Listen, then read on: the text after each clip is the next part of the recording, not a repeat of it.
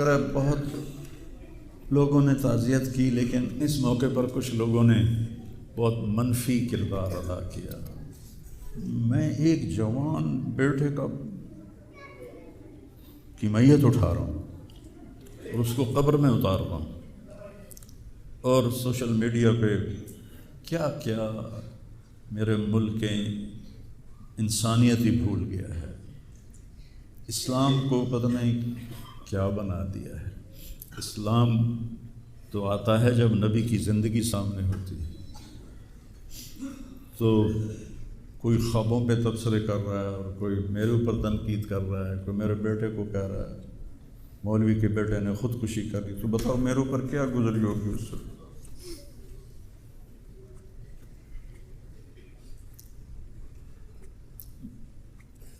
حضرت عمرو بن ابسہ سے پوچھا، یا رسول اللہ سب سے اعلیٰ درجے کا اسلام کیا ہے؟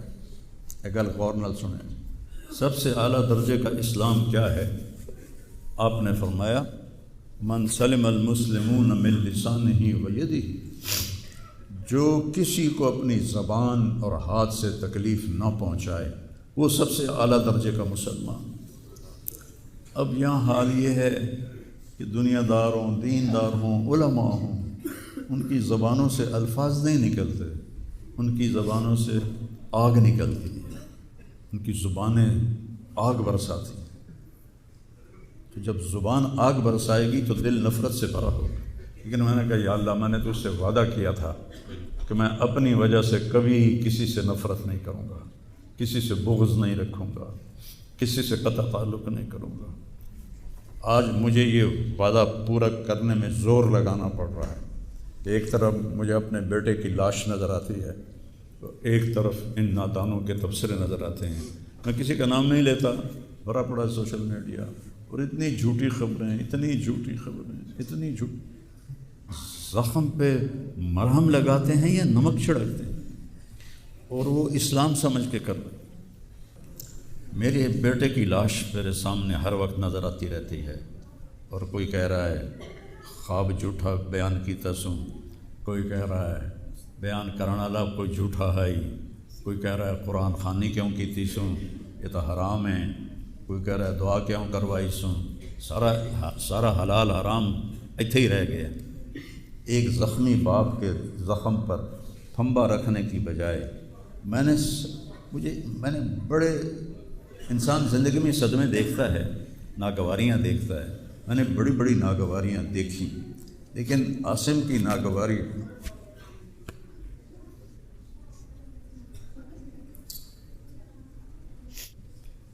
یہ اس وقت میری حالت ہے، تو میں اس کانپتے ہاتھ کو دیکھتا ہوں، پھر یہ شعر پڑھتا ہوں، ترکت اباک مرعشۃ یدا، تو نے کس حال میں باپ کو چھوڑا کہ اس کے ہاتھ کانپ رہے ہیں، وَأُمُّكَ لَا تُسِيغُ لَهَا شَرَابًا، اور تیری ماں کا سینہ اتنا گھٹ گیا ہے کہ اس کے اندر پانی بھی نہیں جا رہا، جو سب سے آسانی سے چلا جاتا ہے۔ یہ کیفیت ہو ماں باپ کی، اور کوئی مولانا اٹھ کے تبصرے کر رہا ہو، کوئی مفکر اٹھ کے تبصرے کر رہا ہو، بتاؤ میرے پر کیا گزری ہو۔ اس لیے میرے نبی نے فرمایا کہ زبان کو روکنا ساری شریعت کا خلاصہ ہے۔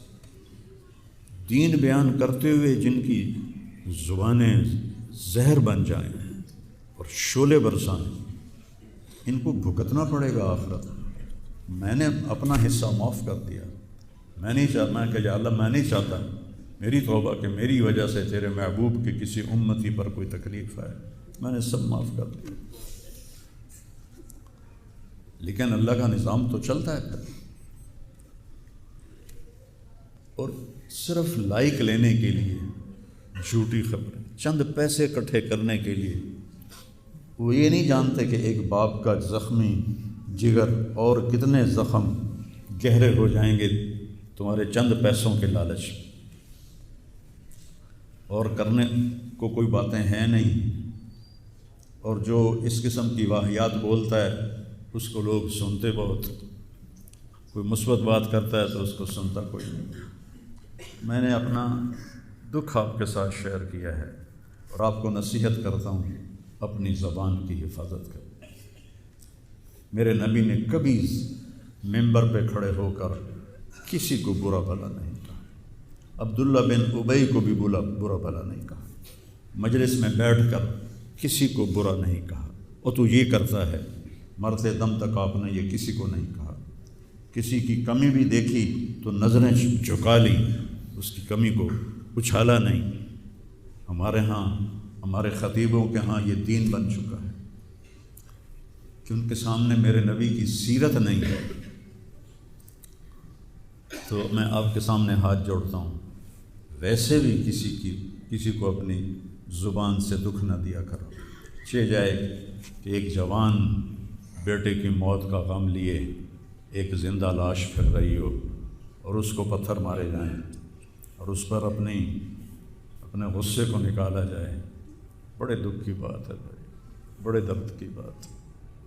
یہ ہماری قوم کی گراوٹ کی انتہا ہے، گراوٹ کی میں تو اس وقت پاگل تھا، جہاں سے مجھے کسی نے جھوٹا خواب بھی سنایا تو میں نے تسلی لی کہ شکر ہے میرا بیٹا، جوان بیٹے کو اللہ نہ تنوں اٹھاون دے ویلا وکھاوے، اللہ تنوں اٹھاون دا ویلا نہ وکھاوے۔ تو جو تار سے نکلی ہے وہ تم سب نے سنی ہے، جو ساز پہ بیت گزری ہے وہ کس دل کو پتہ ہے۔ یہ تو وہی جانتا ہے جس پہ یہ صدمہ گزرتا ہے، وہی جانتا ہے جس کا جگر ٹوٹے ٹوٹے ہوتا ہے۔ اوروں کو کیا پتہ کہ اولاد، جوان اولاد کا، اور میرا بچہ یہ اتنا نیک تھا، کبھی غیبت نہیں کرتا، کبھی غیبت نہیں کرتا، کسی سے نفرت نہیں کرتا تھا، کسی کی غیبت کرنے نہیں دیتا تھا، کسی کی برائی کرنے نہیں دیتا تھا۔ یعنی اس کی آپ بات سنو کہ یا اللہ، جن جن لوگوں نے پاکستان کو لوٹا ہے اس میں جتنا میرا حصہ لوٹا ہے میں نے سب کو معاف کیا۔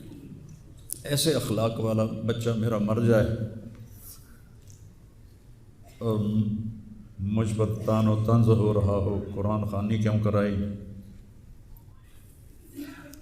آج میں گیا ہوں اپنے، صبح بہت میرا سر بھاری تھا تو میں سیر کے لیے فجر کے بعد نکلا، اپنے مین فارم پر پہنچا تو وہاں نوکر کھڑے تھے، تو ہمارا ایک نوکر ہے شبیر اس کا نام ہے، تو وہ میں نے ایسے ہاتھ بڑھایا ملنے کے لیے، کہا میاں صاحب آسم میاں طرح ساڈے نال ملو، انج نہ ملو۔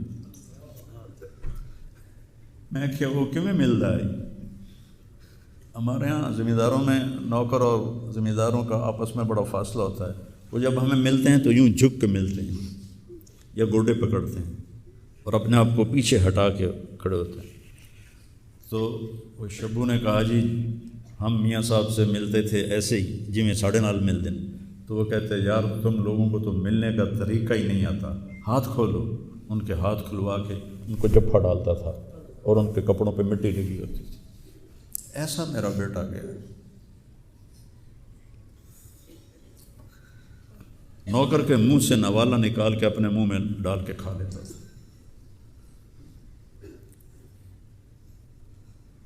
کبھی اس کی جیب میں پیسے نہیں ہوتے تھے، جو بھی دیتے وہ ادھر دے دیا، ادھر دے دیا، ادھر دے دیا، ادھر دے دیا۔ نئی گاڑی میں کوئی غریب آدمی کو بٹھاتا نہیں ہے، وہ نئی فارچونے میں وہ پاگل کو بٹھاتا تھا۔ یہ بھی مذاق بنا دیا لگ، ہائے ہائے اڑے وہ دل ہی تو ہے نہ سنگ و خشت، درد سے بھرنا آئے کیوں اور تم مجھے اور رلا رہے ہو۔ اس کو بھی مذاق بنا دیا۔ وہ ابھی بھی زندہ ہمارے گاؤں میں جائیں ویکھنے جا کے ویکھ لو۔ اور اس نے کہا کہ میرے رب نے میری بخشش کر دی اس ملنگ کی خدمت کی وجہ سے۔ کسی پاگل دے کپڑے وٹامنا، ناوامنا، وہ دے وال کٹامنا، وہ دے نو کٹامنا، ایک زمیندار دے بیٹے دا اے کوئی سوکھا کام، وہ دے ماں پیو نان کر دے۔ اتنا غریبوں سے اس کو پیار تھا اور سخاوت کوٹ کوٹ کے بھری تھی، اور نوکروں کو بھی بھائی کہہ کر بلاتا تھا۔ ہم لوگ بلاتے ہیں اوئے ایدے آ، ہمارے جو ہم نے اپنے والدین کو دیکھا، چاچے تائے بابے دیکھا، اوئے برا، کہتا بھائی ادھر آئیے۔ یہ وجہ ہیرا بندے دا کھڑی جاوے تو کیا بس شرم ہی نہیں آتی لوگ کم بختاں 4 ٹکے یا سستی شہرت لین واسطے